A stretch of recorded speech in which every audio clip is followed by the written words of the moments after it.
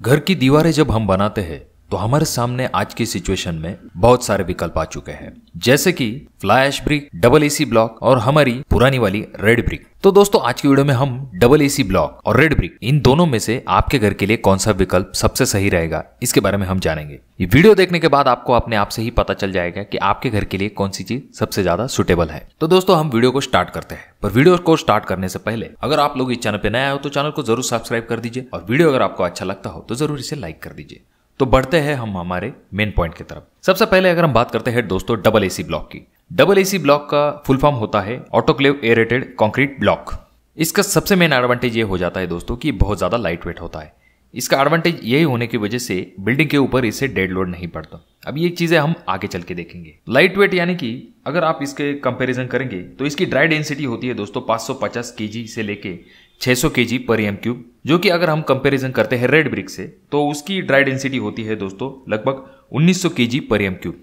यहाँ पर आपको ये पता चल गया होगा दोस्तों कि रेड ब्रिक जो है वो बहुत ज्यादा हेवी होती है compare to double AC block. सबसे पहले पॉइंट की अगर हम बात करते हैं दोस्तों जो कि है कॉस्ट, तो सबसे कम कॉस्ट आता है दोस्तों डबल एसी ब्लॉक का। सबसे पहला रीजन इसका ये हो जाता है कि लेबर, इसको नंबर ऑफ जॉइंट्स कम होते हैं जिसकी वजह से काम जो है वो बहुत ही स्पीड से हो पाता है, जिसकी वजह से ऑटोमेटिकली लेबर कॉस्ट जो है वो कम हो जाता है। उसके बाद में जैसे कि मैंने आपसे कहा कि इसका वेट कम होता है, तो इसका वेट कम होने की वजह से जो डेड लोड है वो स्ट्रक्चर पे कम आता है, जिसकी वजह से स्ट्रक्चर की कॉस्ट जो है वो कम हो जाती है। और तो और इसका तीसरा मेन एडवांटेज यहाँ पर कॉस्ट के रिगार्डिंग ये हो जाता है कि बाहर से इसको प्लास्टर करने के बाद आपको अंदर से प्लास्टर करने की जरूरत नहीं आती। वहां पर आप डायरेक्टली जो है जिप्सम या फिर पुट्टी लगा सकते हैं। ये इसका सबसे मेन एडवांटेज आ जाता है। तो ओवरऑल इन तीन चीजों की वजह से, लेबर कॉस्ट कम होने की वजह से, उसके बाद में डेड लोड कम होने की वजह से, और तो और अंदर के बाजू को प्लास्टर का खर्च न आने की वजह से इसका कॉस्ट ओवरऑल रेड ब्रिक से कम हो जाता है।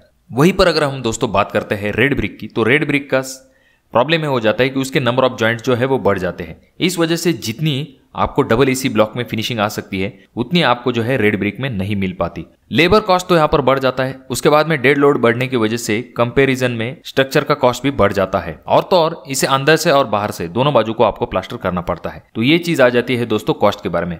अगर आप बात करते हैं कॉस्ट की, तो कॉस्ट का पॉइंट डेफिनेटली जाता है डबल एसी ब्लॉक की तरफ। रुको जरा, सब्र करो।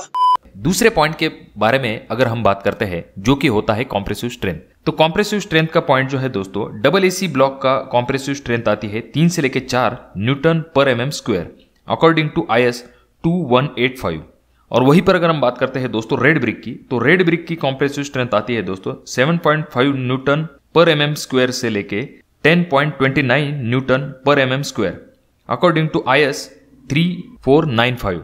यहां पर आप क्लियरली देख सकते हैं कि जो रेड ब्रिक है उसकी कॉम्प्रेसिव स्ट्रेंथ ज्यादा आती है। और अगर हम साइज की बात करते हैं तो कॉमनली रेड ब्रिक में 3 inch by 4 inch by 9 inch की ब्रिक का इस्तेमाल किया जाता है। और तो और 6 इंच की जो गट्टू ईट होती है उसका भी इस्तेमाल किया जाता है। वहीं पर अगर हम बात करते हैं डबल एसी ब्लॉक की, तो डबल एसी ब्लॉक में आपको 4 inch by 8 inch by 24 inch, उसके बाद में 6 inch by 8 inch by 24 inch और आखिरी में 9 inch by 8 inch by 24 inch, in 3 type के ब्लॉक्स का कॉमनली इस्तेमाल किया जाता है। अब दोस्तों यहां पर आपको ये चीज तो पता चल गई कि कॉस्ट का पॉइंट जो है वो डबल एसी ब्लॉक की तरफ जाता है और स्ट्रेंथ का जो पॉइंट है वो रेड ब्रिक की तरफ जाता है। तो इन दोनों में से आपके घर के लिए कौन सा विकल्प सबसे ज्यादा बेहतर होगा, तो इसके ये जानने के लिए दोस्तों हम सबसे पहले जानेंगे कि डबल एसी ब्लॉक का आप इस्तेमाल कहां पर कर सकते हैं और कहां पर नहीं कर सकते। अगर आप बड़ी बिल्डिंग बना रहे हो तो ऐसे वक्त में आपको पहले आपका फ्रेम स्ट्रक्चर कंप्लीट करना होता है। फ्रेम स्ट्रक्चर यानी कि आपको आपके घर के कॉलम, बीम, स्लैब इनको पहले बना लेना होता है, बाद में आप उस बिल्डिंग की दीवारें बनाते हो।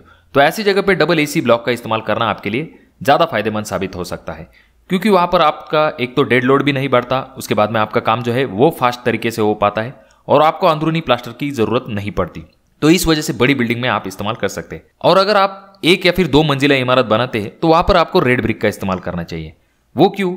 क्योंकि वहां पर कभी कभी होता यह है दोस्तों, हमारे यहाँ पर लोग क्या करते हैं, पहले दीवारें बना लेते हैं और उसके बाद में जो है वहां पर कॉलम कास्ट करते हैं। तो ऐसे वक्त में होता है दोस्तों रेड ब्रिक के साथ इसका कोई प्रॉब्लम नहीं आता, पर जब बात आती है दोस्तों डबल एसी ब्लॉक की, तो डबल एसी ब्लॉक जब आप शटरिंग करते हैं तो ऐसे वक्त में जो हॉरिजॉन्टल लोड उस पर अप्लाई होता है तो ऐसे वक्त में वो जल्दी गिरने के चांसेस बढ़ जाते हैं। और तो और जब भी उसके ऊपर डायरेक्ट लोड अप्लाई होता है, जैसे कि आपने बहुत सी जगह पे भी देखा होगा कि वहां पर क्रैक्स डेवलप होते हैं, क्योंकि डायरेक्ट लोड उसके ऊपर जब आता है तो उसमें क्रैक्स दिखाई देते हैं। जब आप पहले कॉलम या फिर बीम कास्ट कर लेते हैं तो ऐसे वक्त में डायरेक्ट लोड जो है आपके दीवार पे नहीं आता है, इस वजह से वहां पर डबल एसी ब्लॉक कारगर साबित हो सकते हैं। पर अगर हम बात करते हैं दोस्तों रेड ब्रिक की, तो उस पर अगर लोड आ भी जाता है तो आसानी से वो जो दीवार है उस लोड को बेयर कर लेती है। पर सिचुएशन जब ऐसी आती है जब आप दीवारें पहले बनाते हैं और उसके बाद में जब आप कॉलम कास्ट करते हैं, तो ऐसे वक्त में रेड ब्रिक के साथ ज्यादा प्रॉब्लम नहीं आता। पर वहां पर अगर आप डबल एसी ब्लॉक बनाते हैं तो जैसे मैंने आपसे कहा कि हॉरिजॉन्टल लोड अगर उसके ऊपर अप्लाई होता है तो वो गिर सकती है। उसके बाद में जब वहां पर शटरिंग के वक्त जो ठोक पीट चलती है तो ऐसे वक्त में दीवारें जो है बहुत ज्यादा ढीली हो जाती है। फिर भी अगर आप चाहते हैं कि अपने घर के लिए आप जो है डबल एसी ब्लॉक इस्तेमाल करने वाले हो, तो ऐसे वक्त में आपको पहले अपना फ्रेम स्ट्रक्चर कंप्लीट कर लेना है। यानी कि आपको पहले अपने घर के कॉलम, बीम, स्लैब इन चीजों को कंप्लीट करना है। उसके बाद में आपको जो है डबल एसी ब्लॉक की दीवारें बनानी है। और वो करते समय आपको इस चीज का ध्यान जरूर रखना है कि आपको जो है कॉलम और एसी ब्लॉक इन दोनों के बीच में आपको फाइबर मेश या फिर चिकन मेश इनका इस्तेमाल करना है, जिससे कि आगे चल के जो है दीवारों के बीच में क्रैक्स न दिख सके। और तो और दोस्तों, डबल एसी ब्लॉक का आप इस्तेमाल जब करते हैं तो उसके साथ आने वाले केमिकल बैग का आपको इस्तेमाल करना है, जिससे कि क्रैक आने के चांसेस कम हो जाते हैं। और तो और जो बॉन्ड होता है इन दोनों ब्लॉक के बीच में वो अच्छे से हो पाता है। तो इसीलिए आपको उस केमिकल बैग का इस्तेमाल जरूर करना है। अगर हम बात करते हैं दोस्तों वाटर एब्जॉर्प्शन फैक्टर की, तो डबल एसी ब्लॉक का वाटर एब्जॉर्प्शन फैक्टर 10% से ज्यादा नहीं होना चाहिए उसके वेट से। और वहीं पर अगर हम बात करते हैं रेड ब्रिक की, तो उसका वाटर एब्जॉर्प्शन फैक्टर जो है 20% से ज्यादा नहीं होना चाहिए उसके वेट से।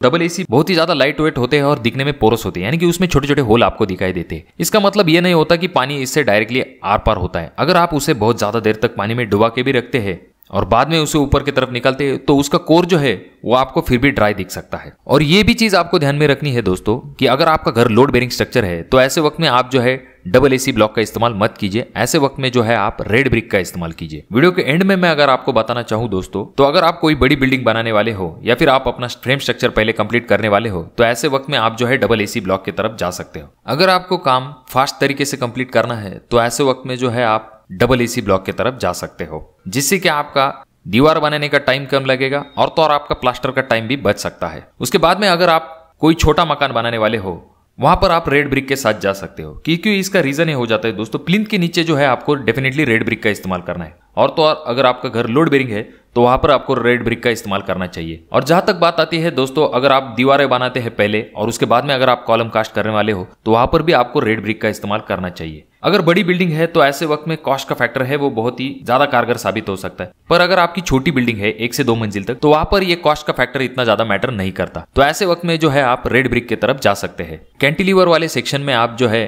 डबल एसी ब्लॉक का इस्तेमाल कर सकते हो।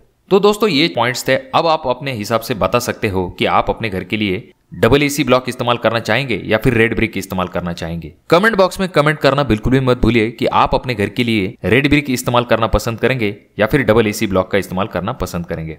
और अभी तक आपने चैनल को सब्सक्राइब नहीं किया दोस्तों तो कैसे चलेगा, चैनल को जरूर सब्सक्राइब कर दीजिए। और वीडियो आपको बहुत ज्यादा ही अच्छी लगी हो तो जरूर इसे शेयर कर दीजिए। तो मैं मिलूंगा आपको अगले वीडियो में, तब तक के लिए धन्यवाद।